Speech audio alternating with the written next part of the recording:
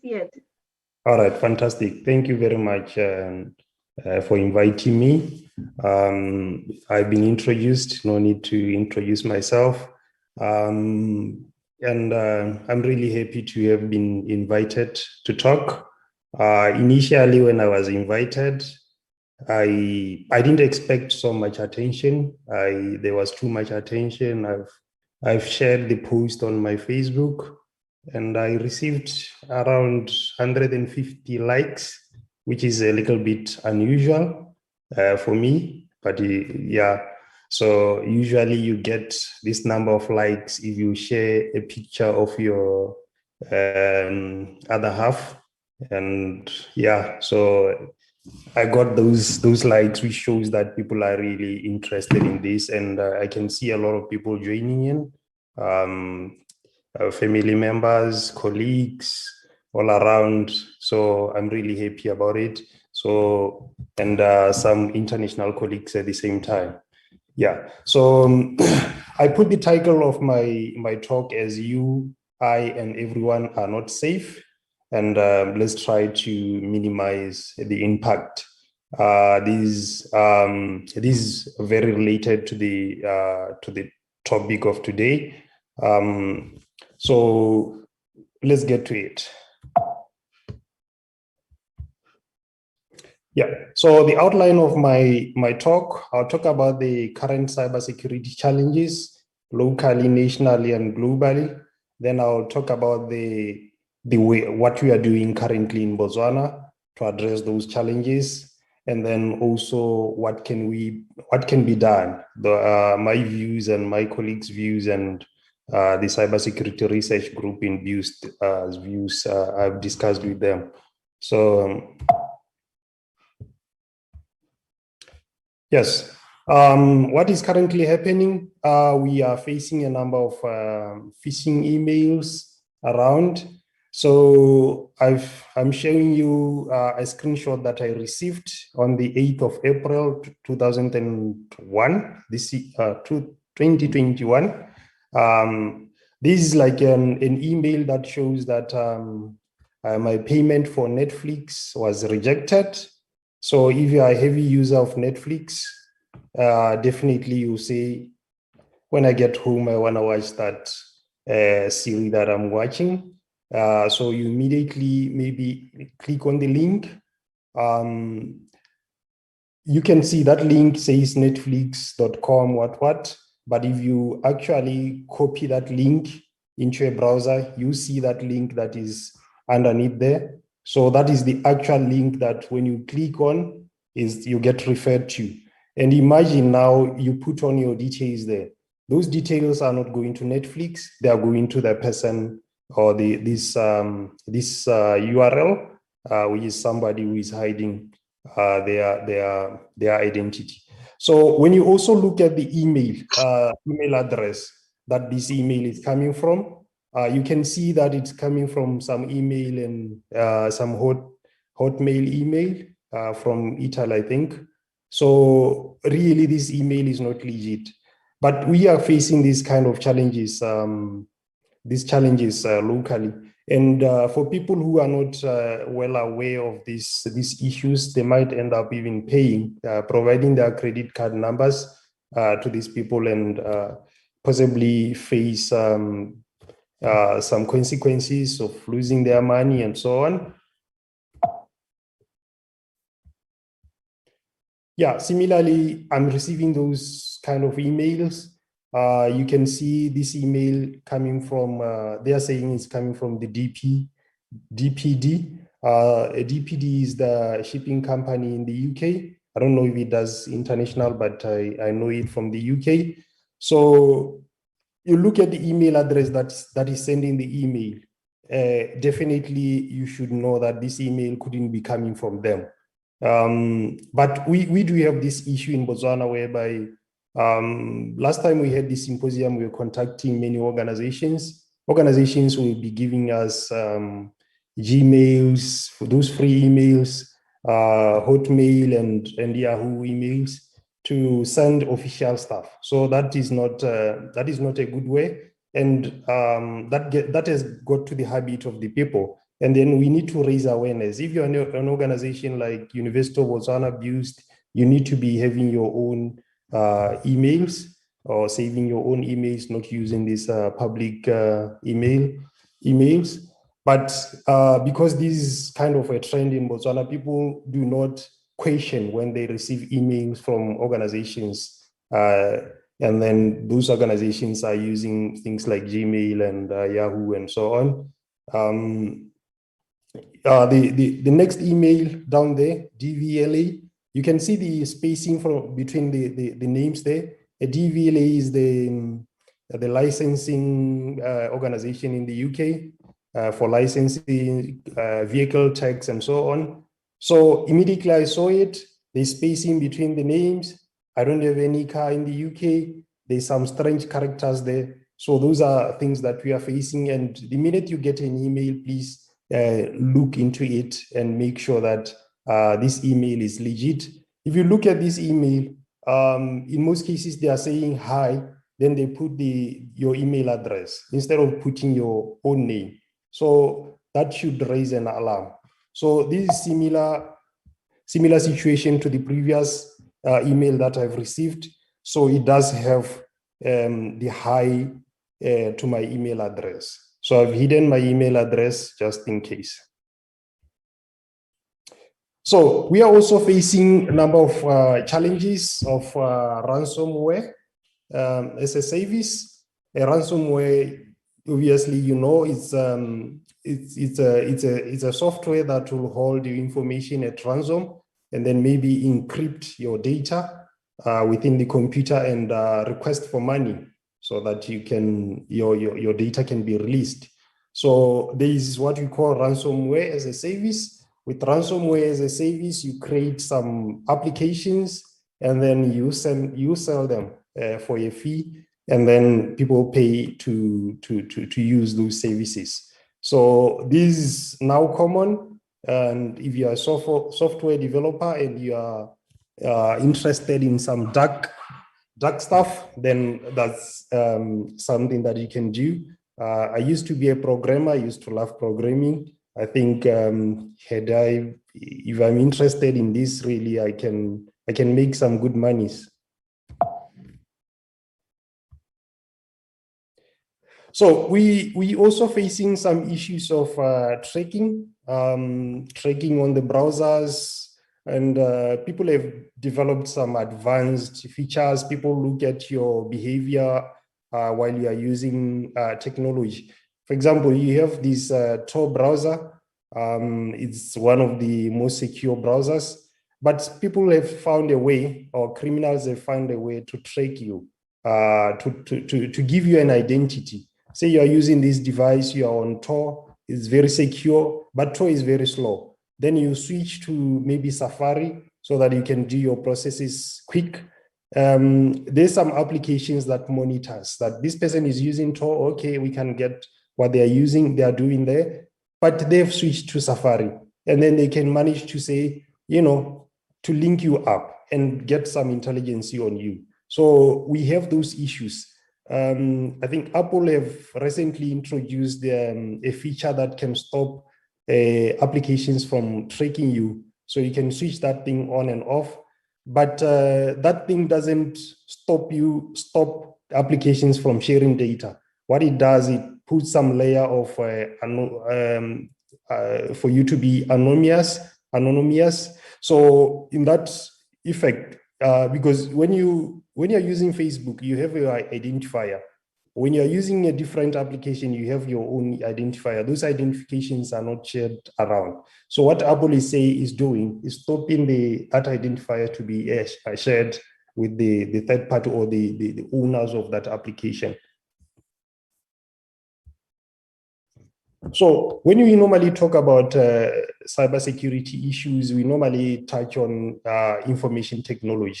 We normally talk about the computers and so on and so forth. But we also have a challenge of operational technology. Information technology, we refer it as IT, operational technology, OT. So with operational technology, we are talking about things like industrial control systems, right? So in most cases, when industrial control systems were designed, they were not designed with security in mind, right? So what happens is that, and also you look at those systems, they're using common operating systems that are used, like Microsoft. Some of them are using some applications from Microsoft, and you know that Microsoft is not very secure. And then you have a situation whereby those systems as well, they're not constantly updated. So that is the issue that we're facing with operational technology. The fact that they were not designed with security in mind.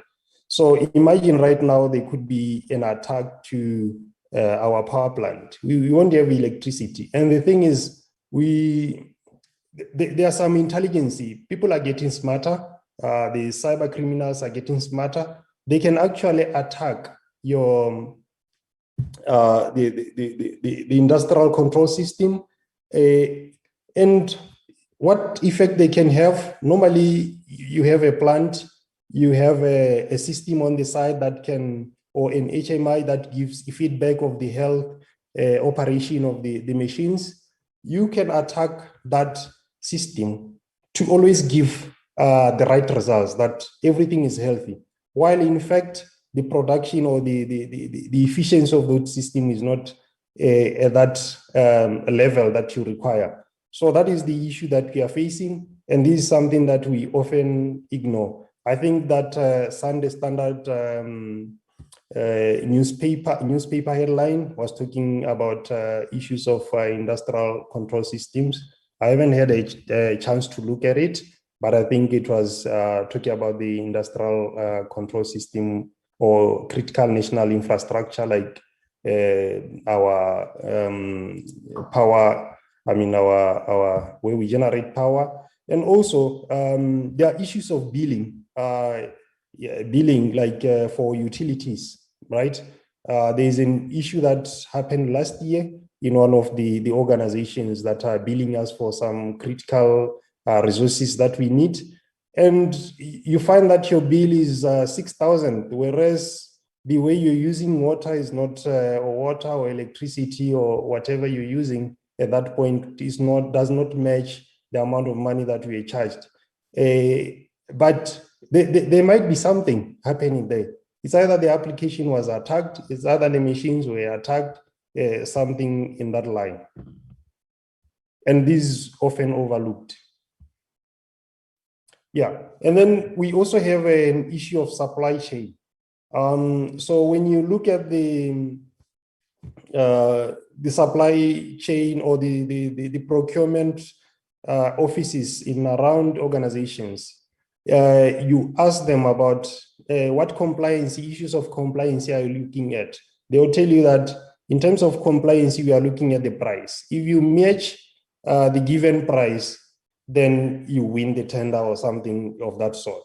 What about, we are getting devices from different countries, we rely on different countries, but we don't have the measure put in place to ensure that whatever comes in, especially digital devices, what is it that we put in place to ensure that whatever we are buying does not maybe leak the information or does not provide information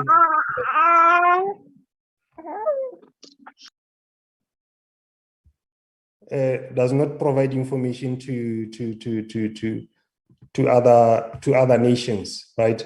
There's an issue of the AU headquarters. We heard that China could access the conversations. They could see what is happening in the EU, what is being discussed. You know, those are the issues in relation to the supply chain cybersecurity issues. Right now, most of us are driving these Japanese cars. They have a map. We don't know what is behind that, because this is a computer. It could be even be sending information back to wherever the car is coming from, right? So that is a gap that is there currently.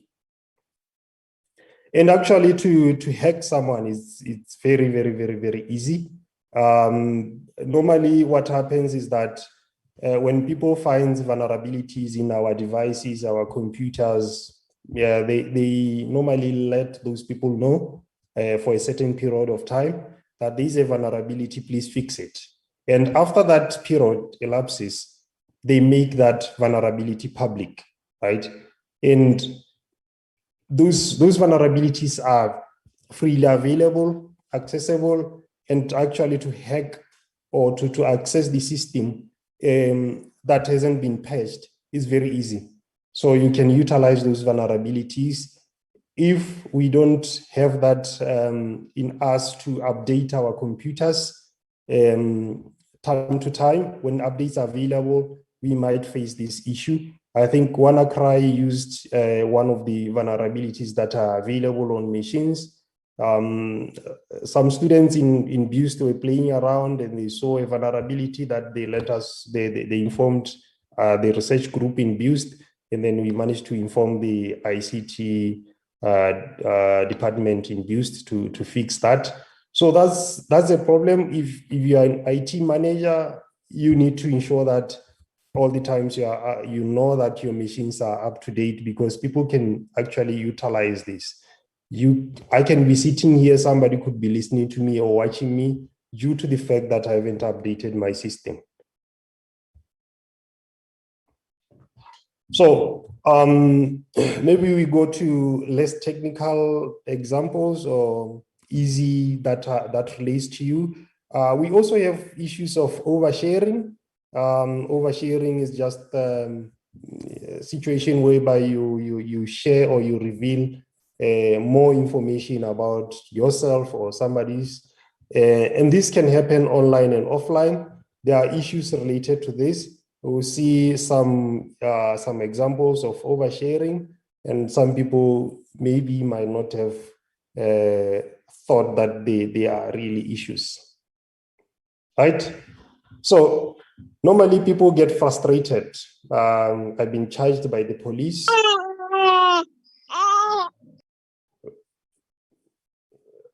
Can you please try to unmute?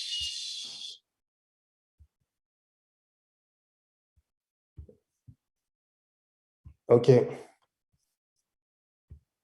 Yeah, so people normally get frustrated, or they just want to show people that they've been charged.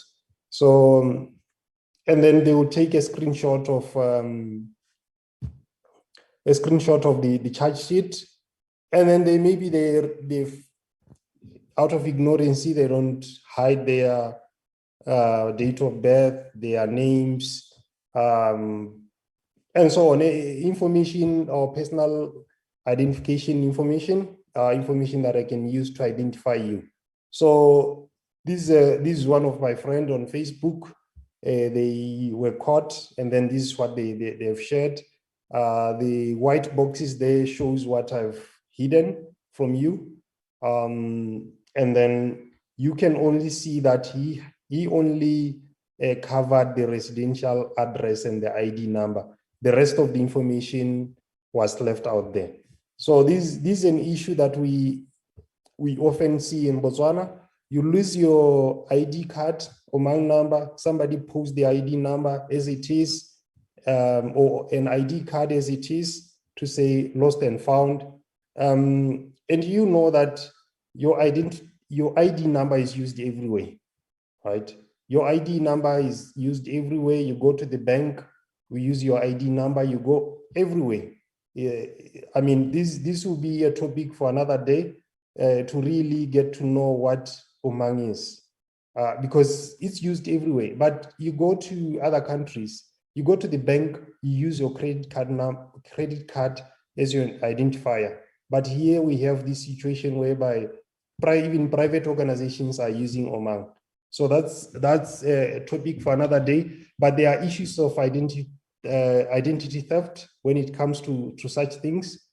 For example, an Omang, I can fake an Omang, create a similar Omang, just change maybe the picture, put everything else, go to the bank, get a loan, you know, something like that.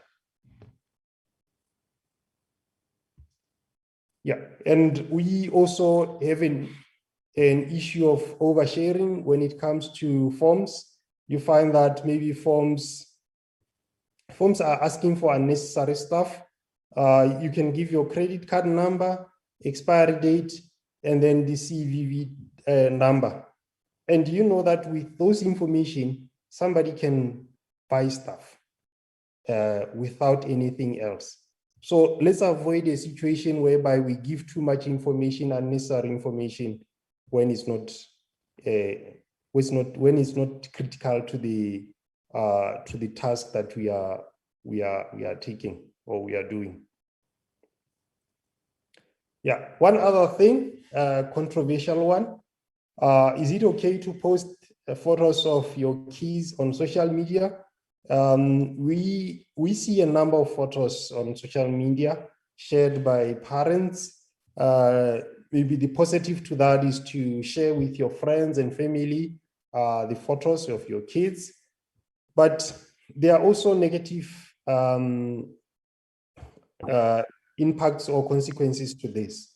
So your photos might be shared, or your kid photo might be shared online. People will be looking at your kid and start talking, comparing your kid to, you know, to their kid or somebody's kid and so on. So there will be that debate about the kid. And then you find that the kid is discussed somewhere else. And usually people will comment, but that comment is not actually what they were discussing with other people. So we are exposing kids. And then there's issue of digital kidnapping, whereby people can take the photo of your kid, maybe claim that is their kid. Some people do it like innocently, joking, saying, you know, I have a new kid.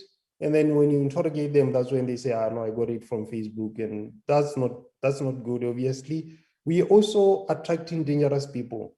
You never know. Pedophiles don't go around with shirts written, I'm a pedophile. So people might be attracted to your kid. We know very well that during COVID-19 lockdown, things were happening in the area, in the area, especially Tagan, about people doing stuff to kids and so on. So those are the concerns about sharing photos of your kids online.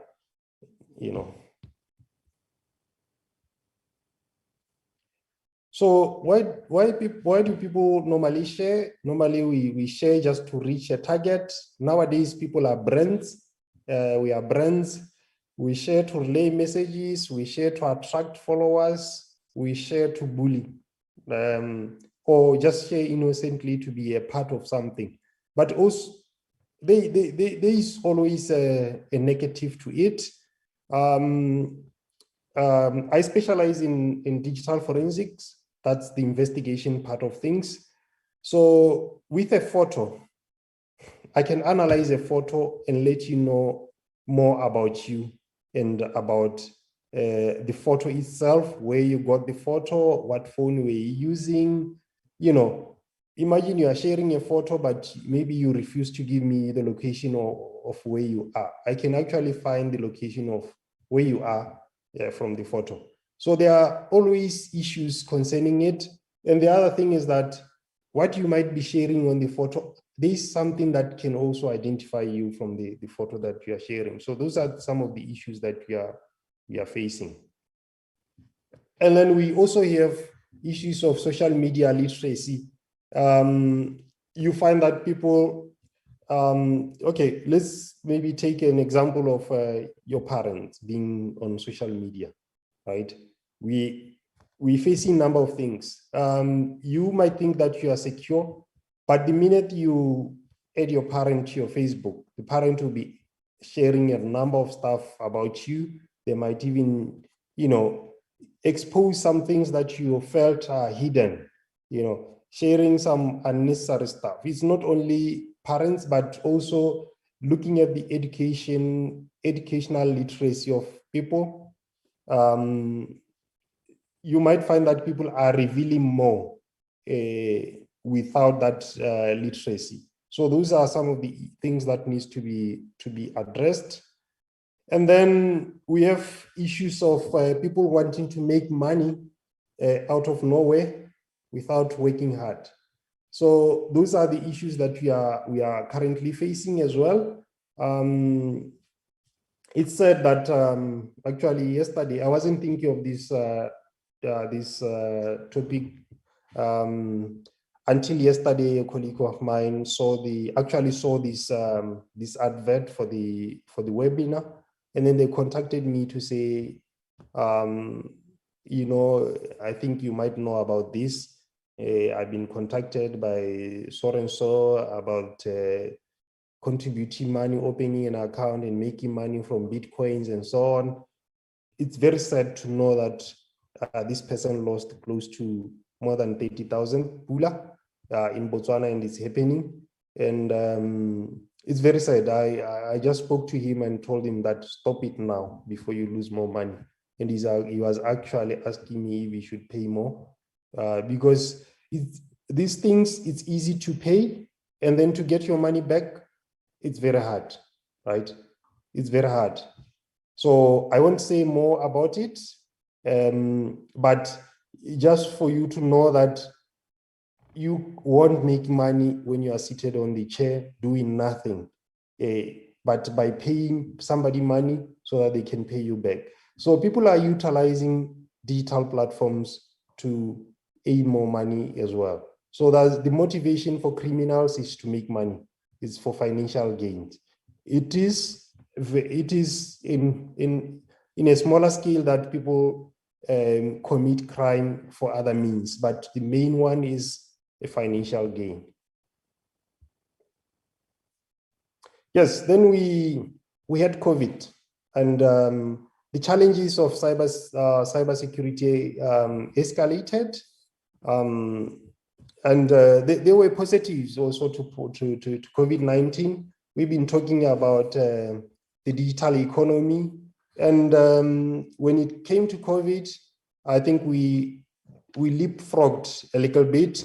When you look at educational institutions, we started using digital platforms. We were more accepting to technology.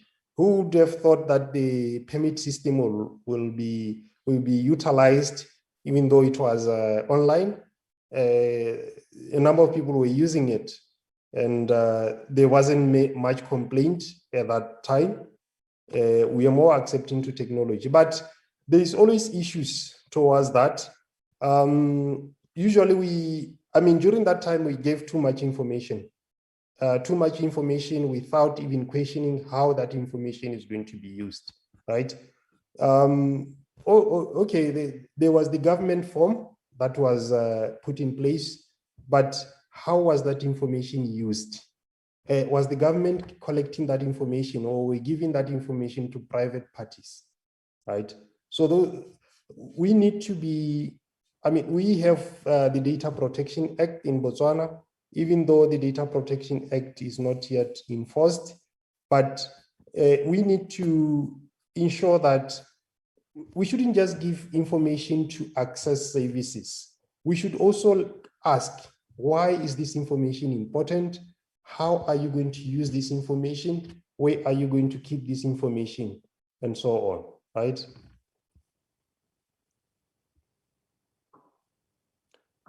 And the other thing, maybe if I go back to oversharing, the other thing is just sharing stuff. Like I know one of my colleagues is on the chat here, and yesterday they shared me something, and I told them, what is it that you are sharing? Because sometimes you need to ask before you start. Maybe you are shared a link or something. Ask before you click on that link, because you might end up losing your, or somebody accessing your device. So I asked them, like, why are you sharing this? And they said, no, it was shared by my boss. I'm like, no, you shouldn't share just because it was shared by your boss.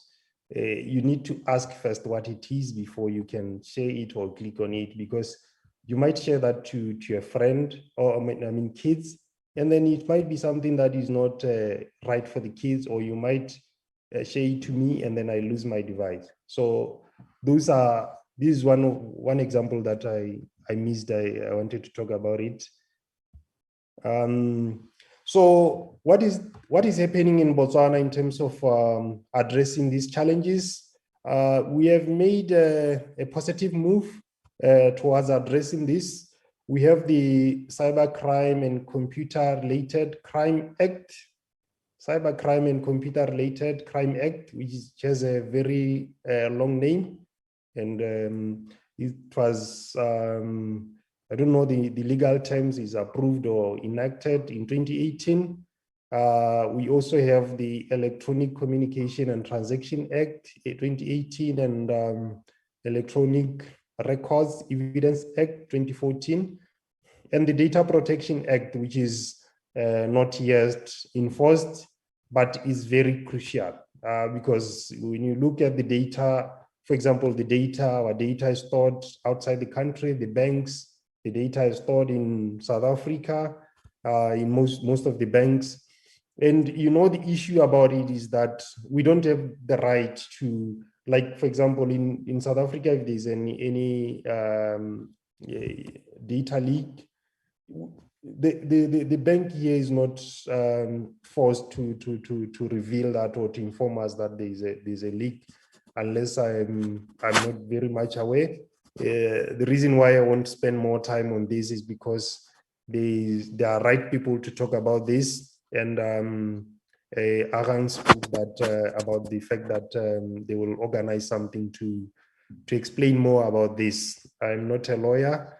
I can't talk more about this, but we also have the National Cybersecurity Strategy, which was approved in October 2020, and it's one way of addressing the issues that we are facing locally in cybersecurity. So the main people in the national cybersecurity are the Ministry of Transport and Communications. And then towards addressing the cybersecurity issues, we have the Cybersecurity Symposium 2021 in BUST.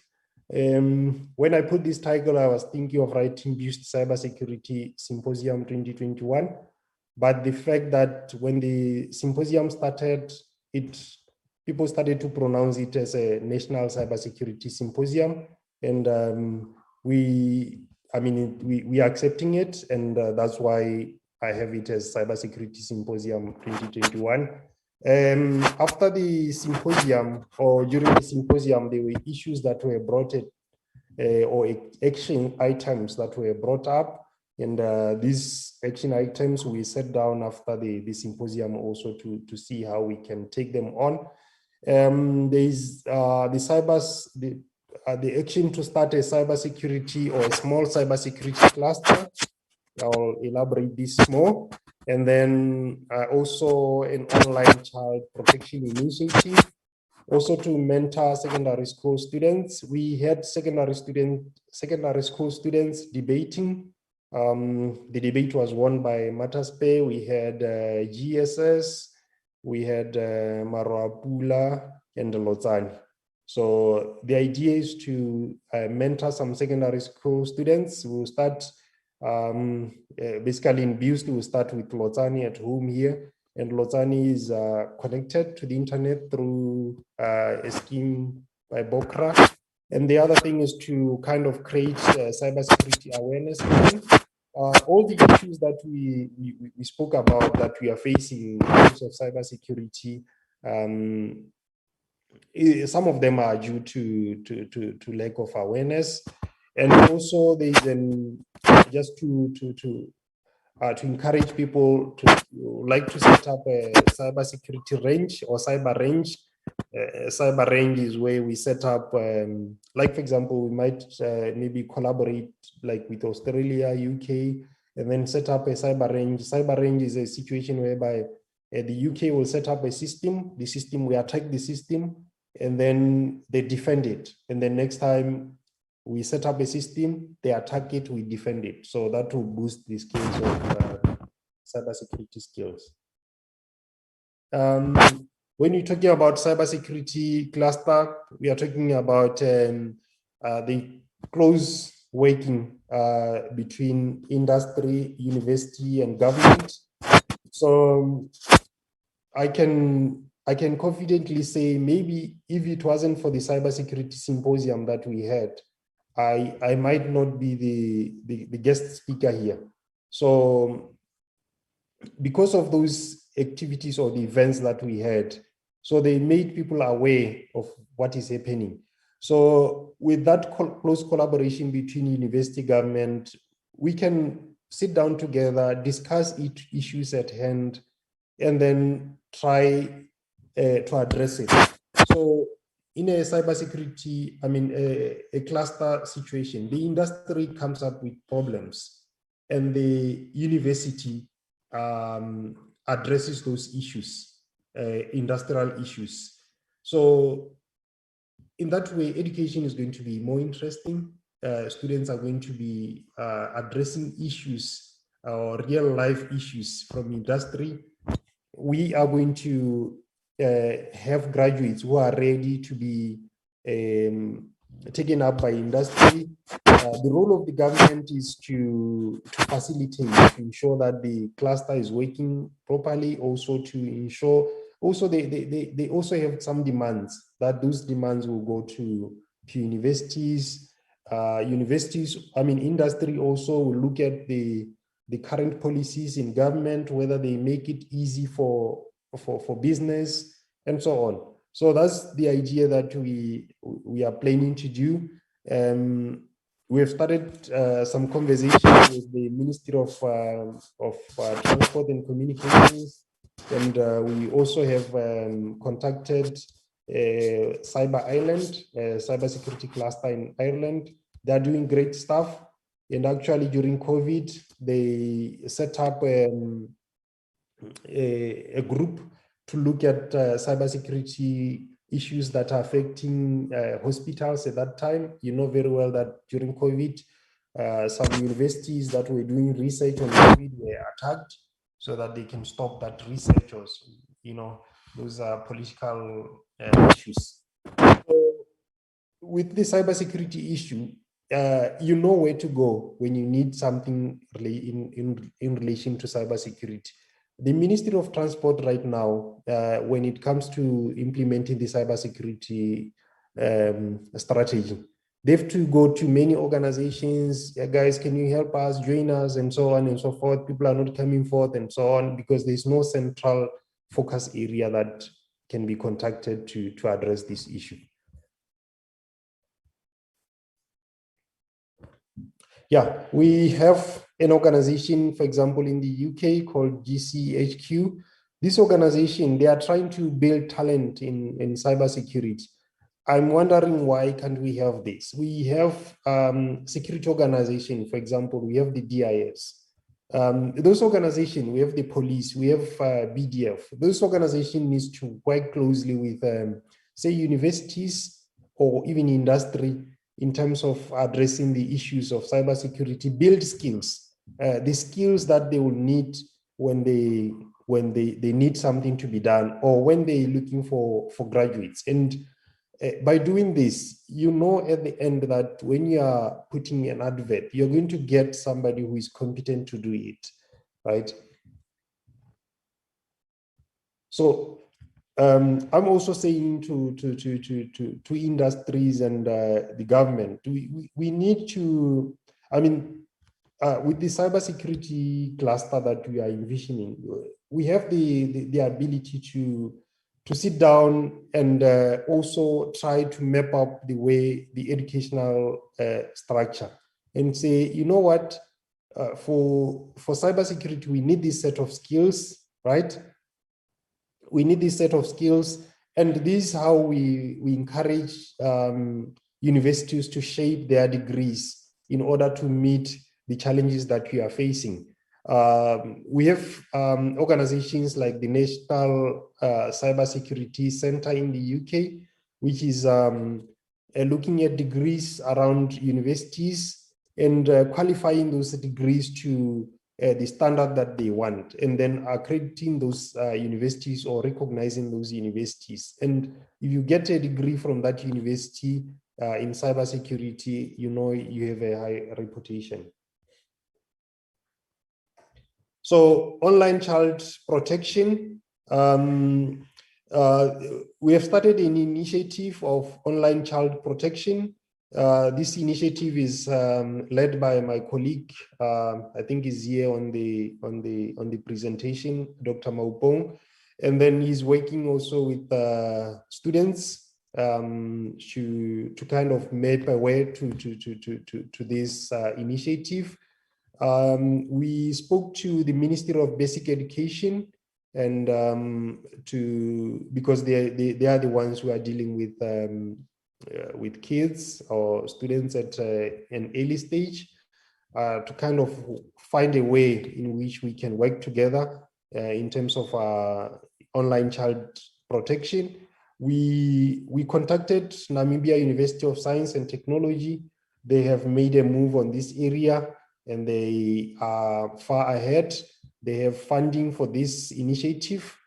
And earlier today, we had a chat with iClass. That's a company in the US, Australia, sorry.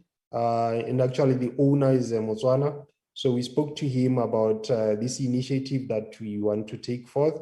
And they actually promised us that they will find materials for this campaign to go on. Yes, I mean, this initiative might have started in Boost, but we are open to work with everyone. We are open to work with UB, any organization, in terms of pushing this initiative. The Internet Society, the Computer Society of Botswana, we are very open, and anyone else who want to participate on this. But we are at the early stage of this, and it will be great if you can join us at this planning stage. So I would like to thank you very much, the Internet Society Botswana chapter and the Computer Society of Botswana, for inviting me to present, and everyone else who tuned in, and those who didn't manage to tune in. I know you're interested, but commitments there and there. Thank you very much. I know there will be a session for questions. So I'll be here to answer those questions. Thank you very much.